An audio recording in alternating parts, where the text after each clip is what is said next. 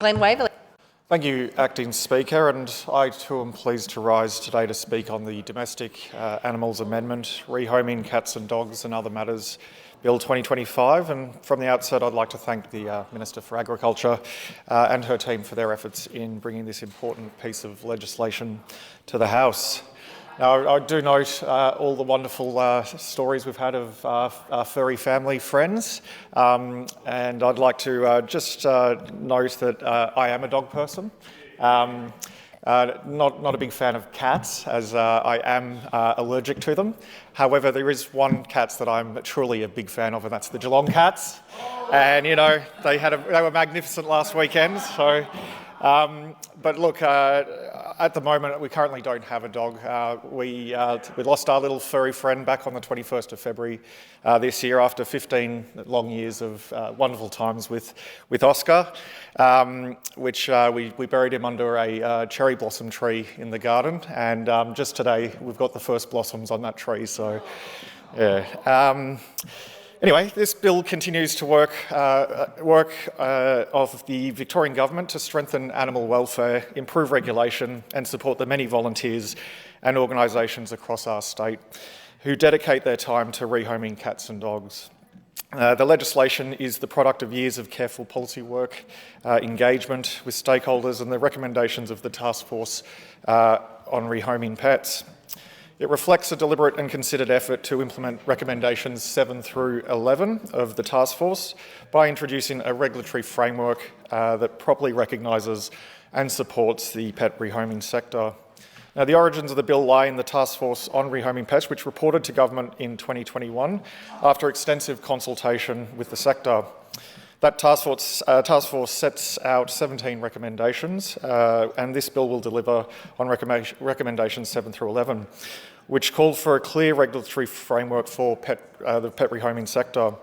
The bill is therefore a direct continuation of the government's commitment to implement the task force findings in full and to give rehoming organisations the recognition and support they deserve. Now, the legislation establishes the Pet Rehoming Organisation Authorisation Scheme.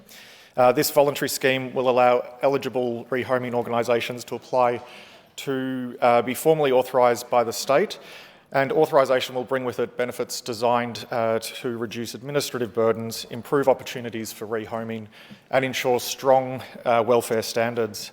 The scheme will also provide clarity for councils and the wider community about which organisations meet the standards expected under the Domestic Animals Act.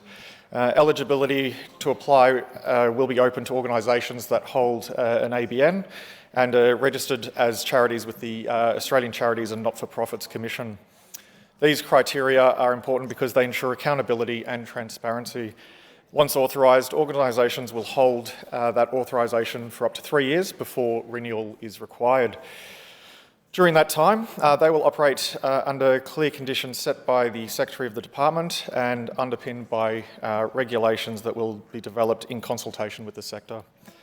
Participation in the scheme will be entirely voluntary. Organisations may continue to operate outside the scheme if they wish, but those that join will access significant benefits.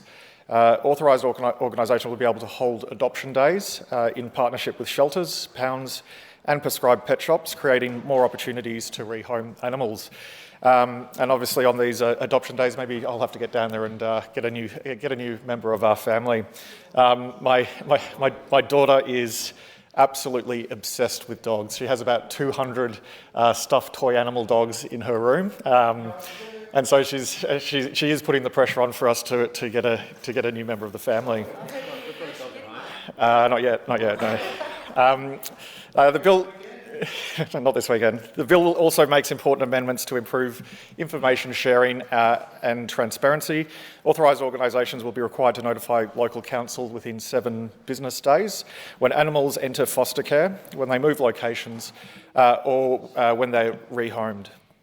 They will also be required to report outcome data, sometimes known as fate data, to the state government. This information will be collected in a new pet rehoming information register maintained by the department. Now, I do want to just mention a couple of the wonderful local organisations in my area. So locally in the Glen Waverley district, we see the dedication of our community groups and volunteers who live out these values every day. Organisations such as the Tales of the Forgotten Paws AU, which has rehomed cats across Glen Waverley. Nigel's Animal Rescue, which services our area. Wildlife Victoria, which provides 24-hour emergency response for injured native animals, and the Friends of Bushy Park Wetlands, who safeguard local habitats, all deserve recognition. Their work demonstrates the strength of community involvement in animal welfare, and this bill is designed to support and complement these efforts. So in conclusion, the Domestic Animals Amendment, Rehoming Cats and Dogs and Other Matters Bill 2025 represents a significant and timely reform. It creates a modern framework that supports rehoming organisations, it improves welfare outcomes for cats and dogs, and gives councils and government the tools they need to regulate effectively. It acknowledges the extraordinary contribution of volunteers and organisations across Victoria, while ensuring that animal welfare remains at the heart of our laws. It builds on past reforms and it delivers on recommendations of the Task Force on Rehoming Pets, and I commend the bill to the House.